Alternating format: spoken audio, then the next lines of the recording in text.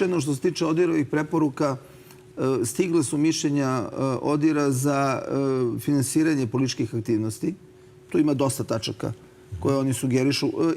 Šta je koncept, šta je pravac u kome treba da idu izmene? To je da se ograniči ukupan fond para koji uopšte možeš koristiti u kampanji da bismo se takmičili idejama.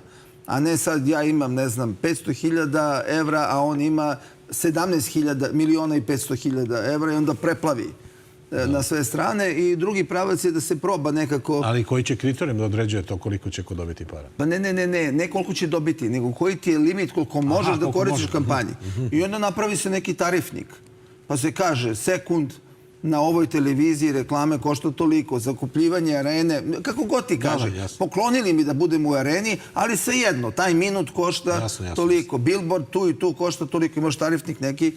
Drugi pravac u koji sugeriše ODIHR je da se proba još jedan puta iskontrolisati finansiranje koje ide preko pravnih i fizičkih lica, da tu ne bude daj vas 50 ćete kao da budete donatori, onda se njima iskešira novac pa oni budu donatori. Tako probaju tu nešto. Čekaju se još razmišljenja ODIHR-a oko funkcionerske kampanje. To je vrlo komplikovano kako normiraš to.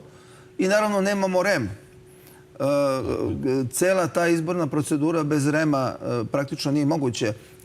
Da bi neko mogao da kaže da je partija prekoračila dozvoljeni limit, neko mora da meri šta se događa pre svega u elektronskim medijima i da kaže ako krećemo, ne znam, od 1500 poena.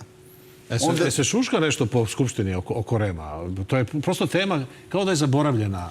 Pa da, zato što je bila jedna obstrukcija. Tu sam stvarno razočaran nekim koje sam poznavao. Mislite sa posljednjim konkursom?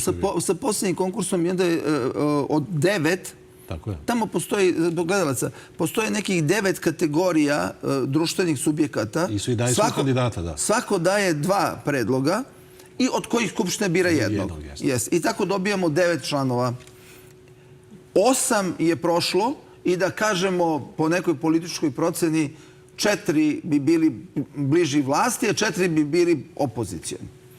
Onda 9. nije prošao iz reda manjinskih zajednica zato što su svi u parlamentu predstavnici manjinskih zajednica, i Bošnjaci i Mađari, skrenuli nama pažnju i rekli, molim vas, ovo nije regularno.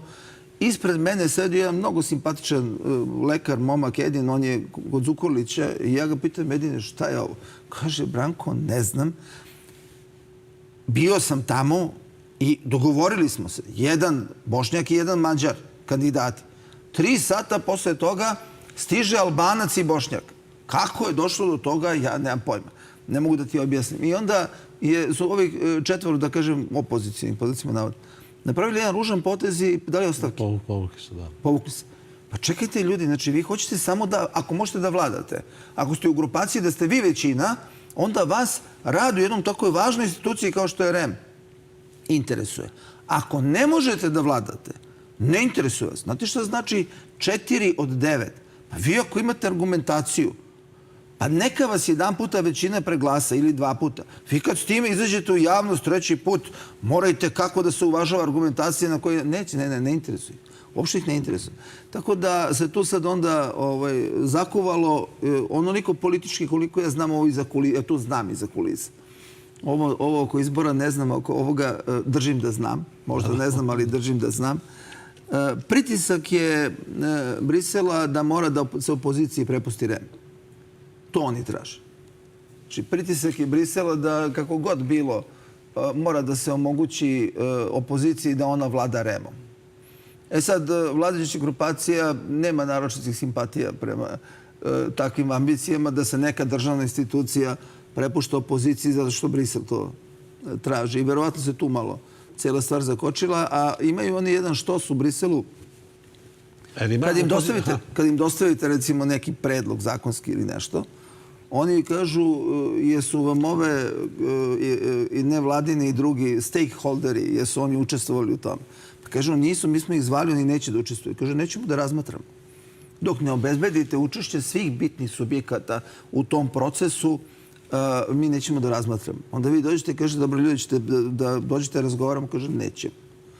i tako vas drže u večitom šahu. Tako da imate ih dosta i na nižem nivou mučnih elemenata na tom strateškom... Cijela opozicija u parlamentu, ajde da tako kažem, u režimu obstrukcije ili ima oni koji... Pa mi nismo. Mi nismo nikada ni bili i dolaze po neki poslanici Nestorović. Nestorović ne dolazi, ali neki njegovi poslanici dolaze, da kažem... Znate zašto vas pitam? Da li tu postoji neka podeljenost između patriotskih, proevropskih i tako dalje? Ne, Miloš Jovanović i ova ekipa, oni ne dolaze. Ovi koji su ekstremno proevropski, pošto je vlada proevropska, onda su mi ovi ekstremni da bi ih razlikovao. Oni učestvuju u radu, ali to je recimo zanimljivo, usvajaju se zakoni koji usvajaju ODIHR-ove preporuke, oni uopšte ne glasaju za to. Nisu tu, nisu prisutni. Uopšte ne glasaju. Recimo, mi Glas iz naroda, mi smo podržali 2 zakona, za ova druga 2 smo glasali za u načelu. Ali pošto smatrali da je izuzetno važno da neki amandman prođe, koji bi smanjio mogućnost manipulacije grupom građana koje sebe odjedanputa proglašava nacionalnom manjinom i koristi niži cenzus za ulazak u parlament, pošto to nije prošlo, onda smo mi posle glasali protiv u celini, kad se je glasalo. Ali načelno imamo jedan konstruktivan pristup. Uopšte nismo za Evropsku uniju. Ali te preporuke su u pravcu podizanja poverenja građana u izborni proces. Ovi vam dan i noć pričaju kako vlast krade izbore i neće da sprovede ODIHR-ove preporuke. Onda vladajuća grupacija sprovodi ODIHR-ove preporuke, oni neće da glasaju za to. A neće ni da budu u sali, jer bi onda morali da glasuju protiv. Ako bi glasili protiv, bi problem Briselu. Kako da objasnim? Zato kad neko pita šta je bilo, pa nisam bio tu. A niko nije bio. Prazno. Potpuno prazno. Tako da tu toliko ima demagogije. Toliko ima jednog neiskrenog pristupa prema građanima sa silnim problemima koje Srbija ima. Umjesto da kažemo daj pustite više te igrarije političke, dajte se skoncentrisamo na ozbiljne probleme. Neće, kao što recimo kad sam predložio kamere na biračkim mestima, ta opozicija neće. Neće. Da, to sam već čuo negde ste rekli da nisu prihvatili taj predlog. Da. Pa čekajte li, to vam rešava da nema više glasačkih listića od onih koji su prišli, da ne može jedan čovjek da glasa na više mesta. Cela priča biračkog spiska. Kad kažete birački spisak nije u redu, znate šta to znači? Imamo kontrolora opozicije koji iz nekog razloga ne radi savjesno svoj posao. I ovi koji su u vlasti imaju neku statistiku koju uglavnom ne glasa. Zaokružite u biračkom spisku kad ovaj ne gleda i ubace te listiće u kutiju. Ali bi to snimila kamera. Sa kamerom je to nemoguće, jer čim ima više listića od onih koji su pristupili fizički. Gotovo. I još bi kamera snimila da on pristupa. Pa on neće. Na kraju smo emisije. I to treba građani da znaju. Da.